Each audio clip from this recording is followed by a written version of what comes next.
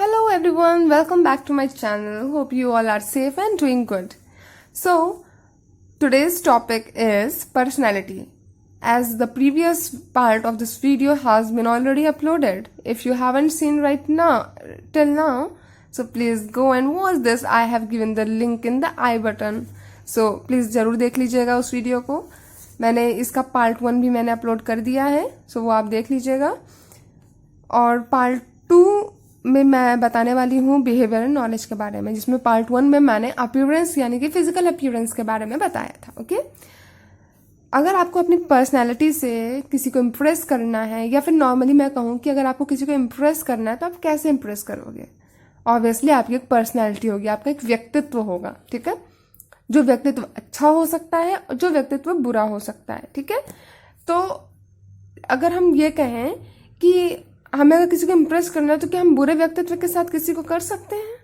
नहीं कर सकते ना किसी को इम्प्रेस. सो हमें इस बात का ध्यान देना जरूरी होता है कि हमें बिहेवियर एंड नॉलेज भी हमें बिहेवियर हमारा अच्छा होना चाहिए एंड नॉलेज हमें होनी चाहिए. ठीक है, एटलीस्ट अपनी फील्ड की जरूर होनी चाहिए जिसमें हम कह रहे हैं, और वो फील्ड चुनने का हमें खुद अधिकार है, फिर वो चाहे हम कोई गेम ही क्यों ना हो. राइट, अगर आपको मोबाइल में गेम खेलना पसंद है और आपको गेम्स के बारे में बहुत नॉलेज है, सो व्हाई नॉट, ये भी आपकी एक नॉलेज का एक पार्ट है. गाइस, आज के टाइम पे कोई भी नॉलेज या कोई भी, अगर आपको किसी भी चीज़ में कोई भी जानकारी है, so you are a good person who has a good knowledge about this. Okay, so ये हमेशा जाननी कि अगर आपको कुकिंग पसंद है, आपको कुकिंग के बारे में जानकारी है. अब ये नहीं है कि हाँ हम ये जानते हैं कि चाय में चीनी पड़ती है और सब्जी में नमक पड़ता है, ऐसे नहीं. ऑब्वियसली हमें उसके बारे में कुछ नॉलेज होनी चाहिए. राइट, जैसे कि अगर आप कर सकते हो तो आप केक बना सकते हो, आप छोले भटूरे बना सकते हो, आप बहुत सारी चीज़ें न्यू न्यू डिशेस बना सकते हो. राइट, फिर वो चाहे आप क्यों ना यूट्यूब पे देख के बना लो. ओके, सो इस चीज़ का भी ध्यान रखना होता है. ओके, तो ये भी एक नॉलेज है कि आप कैसे दूसरे की चीज़ों को देख करके खुद उस चीज़ को सीख करके यूटिलाइज करते हो उस चीज़ का. ओके, सो नॉलेज का तो पार्ट हम पहले कवर कर लिए. राइट, समझ में आया ना? नॉलेज से मेरा मतलब है, एक बार मैं यहाँ पर लिख भी देती हूँ. नॉलेज से मेरा मतलब है कि किसी भी फील्ड के बारे में आपको जानकारी होना, यानी कि good knowledge in any field, or we can say in any reputed field. reputed field से मेरा क्या मतलब है? field. ओके, सॉरी ये गलत हो गया, but reputed, REPUTED. Okay, reputed से क्या मेरा मतलब है कि जैसे आपको, मान लीजिए आपको साइंस एंड फिक्शन बहुत पसंद है, तो आपको यानी कि आपका क्या है, स्पेस के बारे में, एरोनॉटिक्स के बारे में कुछ तो आपको जानकारी होगी. एंड ऑब्वियसली जिसको इसके बारे में कोई जानकारी नहीं, उसके लिए you are a good knowledgeable person. Okay, आपको नॉलेज अच्छी है. ठीक है, और अगर आप ये कहते हो कि आपको, मैंने कुकिंग का तो एग्जाम्पल दे दिया है, या फिर आप ये कह सकते हैं कि दैट देखिए, नॉलेज हमेशा बुकिश नॉलेज से नहीं होता है, ये ध्यान रखिएगा. नॉलेज वो प्रैक्टिकल नॉलेज की बात है. लाइक आप इजीली लोगों की प्रॉब्लम को टैकल कर लेते हो, आप लोगों को समाधान बहुत आसानी से दे लेते हो उनकी प्रॉब्लम्स का. So this is a good knowledge. ये तो बल्कि ऐसी नॉलेज है जो लोग, मतलब ऐसे नहीं कहते कि लोग आपके पास खींच के आएंगे अगर उन्हें ये चीज़ पता चल जाए तो. Even this can be become your profession. तो सोचिए कितनी अच्छी नॉलेज है ये. क्योंकि प्रैक्टिकल वर्ल्ड में अगर हम देखते हैं तो ऐसे बहुत ही इम्प्रैक्टिकल और we can say unusual issues होती हैं, प्रॉब्लम्स होती हैं, जिन्हें हम ये कहते हैं कि मतलब इसका कैसे, मतलब इसका सॉल्यूशन कैसे होगा. बड़े बड़े लोग जहाँ हार मान जाते हैं, वहीं पर कुछ ऐसे लोग भी होते हैं जो उसका एक राइट, एक सटीक, एक प्रिसाइज उसका एक सॉल्यूशन दे पाते हैं. सो नॉलेज हमेशा एक तरीके से एक्स्ट्रा चीज़ों में आती है. राइट, आपको इंग्लिश आती है, आपको फ्रेंच आती है, you have a good knowledge. Simple. ठीक है, सो इस चीज को समझें कि that a good knowledge in any reputed field will help you to make people impressive about you. Okay, so knowledge का तो क्लियर हो गया, राइट। और आपके अंदर अगर नॉलेज है तो आपका बिहेवियर कैसा है। कहते नहीं अजल गगरी छलकत जाए, यानी कि ऐसा नहीं होना चाहिए कि आपको नॉलेज तो इतनी सी है बट आप इतरा बहुत रहे हो, या फिर आपके अंदर नॉलेज बहुत है but you are not sharing with anyone, ठीक है, दूसरों के साथ शेयर ही नहीं कर रहे हो अपनी नॉलेज को। सो ये भी अच्छा बिहेवियर में नहीं आता है, ठीक है।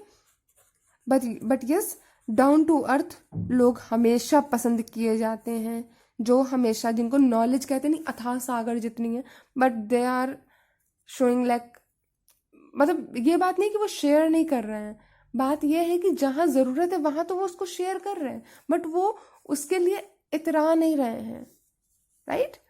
दे आर नॉट फॉन्ड ऑफ, यानी कि उनको घमंड नहीं है अपनी चीज़ का, ठीक है ना।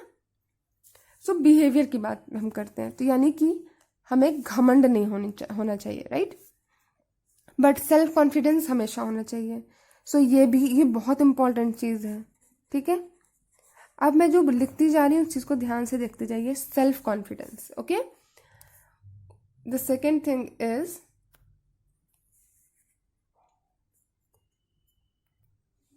Communication, in Hindi we can say वार्तालाप, बातचीत करने का तरीका, ओके। Your gesture and posture will also come under this।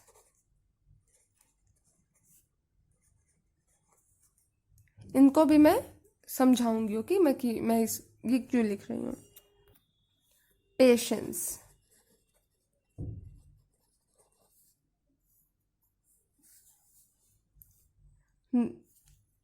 Okay. So with ये कुछ 4 चीज़ें हैं, these are the 4 things which we have to keep in mind if we want to make our behaviour good and make people impressive about us, okay.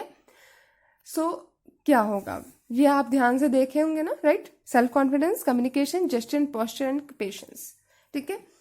अब हम बात करते हैं कि ये सेल्फ कॉन्फिडेंस का क्या है। सेल्फ कॉन्फिडेंस ऑब्वियसली कि अगर हमें कोई नॉलेज है, हमारे अंदर कॉन्फिडेंस होना चाहिए। कॉन्फिडेंस नहीं है, नॉलेज होने का कोई मतलब नहीं है। कोई आपके पास क्यों आएगा, जब आपके पास कोई ऐसी चीज़ होगी, मान लीजिए आप लोग किसी रूम में हैं, ठीक है। रूम यानी कि रूम इज एनी इंस्टीट्यूशन और एनी ऑफिस और एनी कंपनी, एनीथिंग, ठीक है, जहाँ पे 10-12 लोग इकट्ठे हैं, ठीक है। अब वहाँ पर हर कोई अपनी बात रख रहा है, आपको भी अपनी बात रखना है, लेकिन अगर आप में कॉन्फिडेंस ही नहीं होगा तो अपनी बात नहीं रख पाओगे, और जब अपनी बात नहीं रखोगे तो कोई आपकी नॉलेज को जान ही नहीं पाएगा, और कोई आपकी नॉलेज को नहीं जानेगा तो आप कितना भी हाई फाई रूप से तैयार हो जाओ, कोई आपको पसंद नहीं करेगा, ठीक है। So self confidence is very important. कभी कभी हम लोग कहते हैं यार उसका कॉन्फिडेंस तो देखने लायक, मतलब क्या बात है, मतलब उसका कॉन्फिडेंस ही इतना है कि लगता है कि सही में वो, मतलब ये ओवर कॉन्फिडेंस नहीं है, ये सेल्फ कॉन्फिडेंस है। ओवर कॉन्फिडेंस घमंड को दिखाता है, एंड सेल्फ कॉन्फिडेंस ये दिखाता है कि यार जो मैं हूं वो मैं हूं, you can see me as I am. और कहते नहीं कुछ लोग कि हम जब उससे बात करते हैं तो और अच्छा लगता है, तो वो सब कॉन्फिडेंस देन कम्युनिकेशन पे आता है वो चीज़। जब आपके अंदर सेल्फ कॉन्फिडेंस होगा, लोग आपकी तरफ आएंगे, आपका अटायर अच्छा होगा, यानी कि आपकी ड्रेसिंग सेंस अच्छी होगी, जो कि मैंने आपको पार्ट 1 ऑफ दिस वीडियो में बता चुकी हूँ ऑलरेडी। वो मैंने यूट्यूब पे अपलोड कर दी अपने चैनल पे, आप प्लीज़ जाकर के देख सकते हैं और उससे बहुत कुछ सीख सकते हैं। अगर आपका ड्रेसिंग सेंस अच्छा नहीं है, कोई आपके सेल्फ कॉन्फिडेंस को भी नहीं ध्यान देगा, ठीक है, क्योंकि आजकल मनी स्पीक्स, ओके, मनी बोलता है, पैसा बोलता है, ठीक है, आजकल तो बहुत बोलता है समझो ठीक है, ओके। सो हमें इस पे भी ध्यान देना है कि हमारा अटायर अच्छा होना चाहिए। हमें लोगों को ये नहीं दिखाना है कि हमारा फाइनेंशियल सिचुएशन बहुत अच्छी है कि बहुत ख़राब है, ठीक है। हमें हर चीज़ को मॉडरेट रखना है, मीडियम रखना है, नॉर्मल दिखाना है हर चीज़, ठीक है। कम्युनिकेशन, कम्युनिकेशन जो है वो कभी कभी क्या होता है कि हम जब कम्युनिकेशन के बारे में बात करते हैं तो बहुत सारे इसके क्लासिफिकेशंस आते हैं, कैटेगरीज आती है, बट यहाँ पर मैं कुछ ही चीज़ों के बारे में आपको बताने वाली हूँ। सो कम्युनिकेशन को अगर मैं एक हेडिंग के रूप में ले लूँ,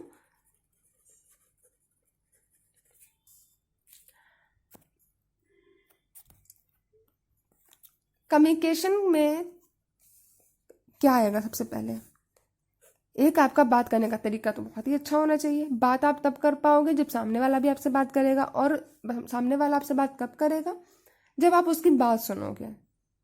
अगर किसी को पता चला यार ये अच्छे से बात करता है, अच्छे से बात करने का हर कोई चाहता है कि वो अपनी बात किसी से कहें, अगर आप उनकी वही बात सुन लोगे तो you are a good communication person, you are a good communicator, right.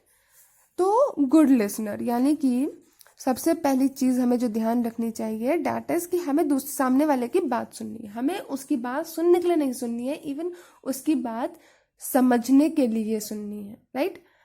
हमें अपनी बात बोलने के लिए नहीं सुनना है, हमें उसकी बात समझने के लिए उसकी बात को सुनना है, ठीक है। बोलना बहुत आसान है, हर कोई बोल लेता है, बट सटीक बोलना, एक प्रिसीजन के साथ बोलना, प्रिसाइज बात बोलना एक प्रिसाइज टाइम पे, डैट इज वेरी इंपॉर्टेंट। और बहुत इंप्रेसिव ये चीज़ होती है अगर कोई व्यक्ति इस तरीके से शो करता है gesture. Okay will come to the gesture and posture later, but अभी हम कम्युनिकेशन को कंप्लीट करते हैं। Good listener, then a good speaker.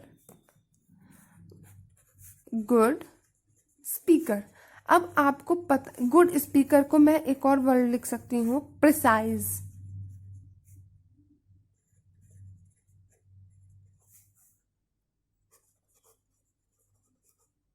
Precise speaker, okay एक ही चीज है। ओके सो गुड स्पीकर या प्रिसाइज स्पीकर यानी कि अगर हमने सामने वाली बात सुन ली है तो हमें उसके ऊपर 2 मिनट सोचना भी है। ये नहीं है कि हमने बस हाँ उसकी बात सुन ली और हमने कहा अच्छा ठीक है अब यार हम तो कुछ कर नहीं सकते, ऐसे नहीं है। हमें वहां पर ऐसी बात बोलनी है कि सामने वाले को वो चीज समझ में आए कि अब हम जो कहना चाहते हैं, वो भले हमारी बात सुने ना सुने, बट हमें ये सब चीजें हमेशा शो करनी होती हैं जो मैं बता रही हूँ। अच्छे से सुनिए, अच्छे से बोलिए, जब सुनेंगे अच्छे से तभी आप उसको सही से बता भी पाएंगे उस चीज, चाहे वो उसका, अगर वो अपनी प्रॉब्लम बोल रहा है तो उसकी सॉल्यूशन आप सही से बता सकते हैं। अगर वो नॉर्मली आपसे कम्युनिकेट कर रहा है तो आप उसके बात का भी रिप्लाई अच्छे से दे सकते हैं। मान लीजिए अगर कोई आपसे बहुत टेढ़े बात कर रहा है तो आप उसका एक सही रिप्लाई हर एक चीज का देना जरूरी है, चाहे वो कोई गलत तरीके से बोल रहा हो चाहे कोई अच्छे तरीके से बोल रहा हो।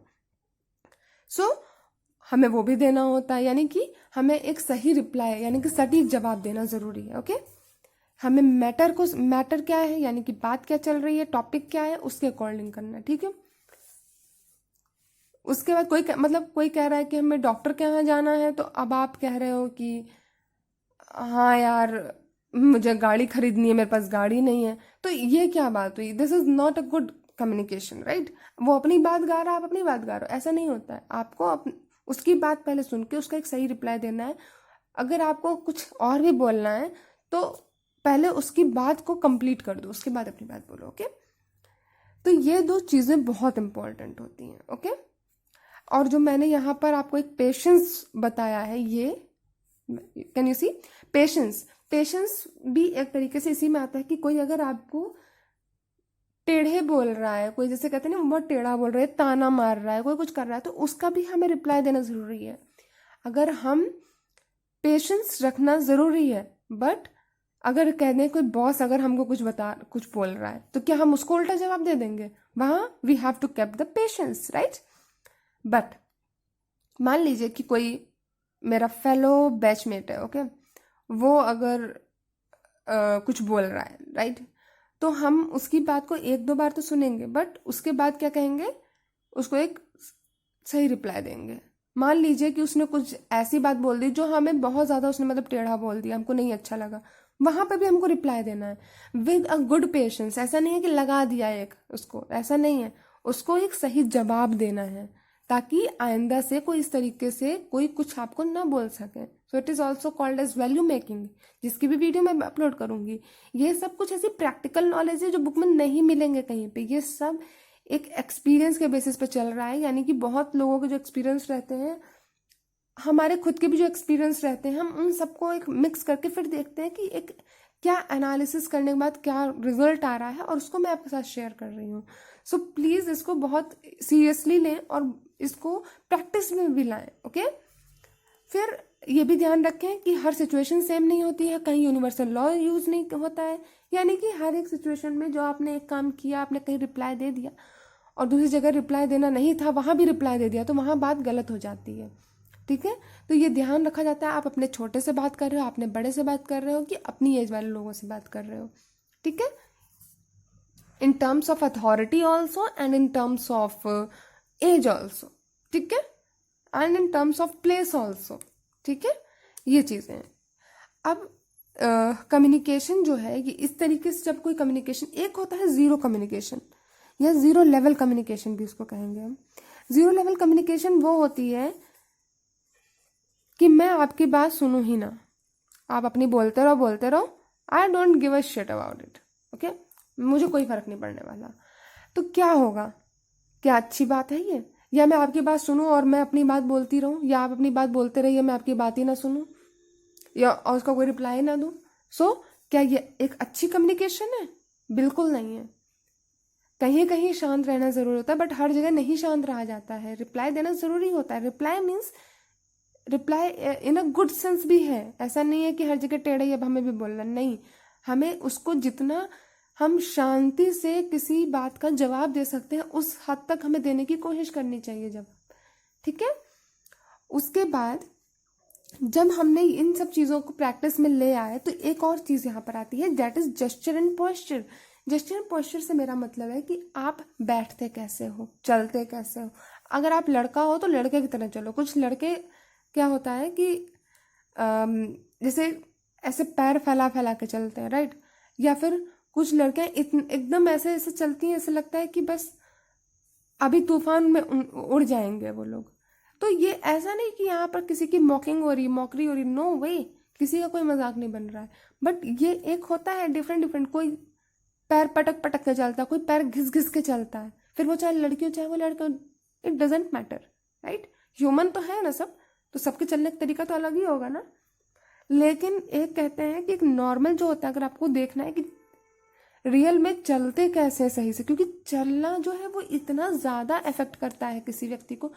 कोई व्यक्ति आपका वेट कर रहा है और उसने आपको दूर से आते हुए देख लिया, और आपको अब आप जब उसके पास चलते हुए आओगे तो कैसे आओगे? मतलब अगर आप ऐसे टेढ़े मेढ़े लड़कते भड़कते आओगे तो क्या सही लगेगा देखने में, सुनने में? वो बिल्कुल नहीं, वो तो देखने में बहुत अजीब लगेगा, है ना।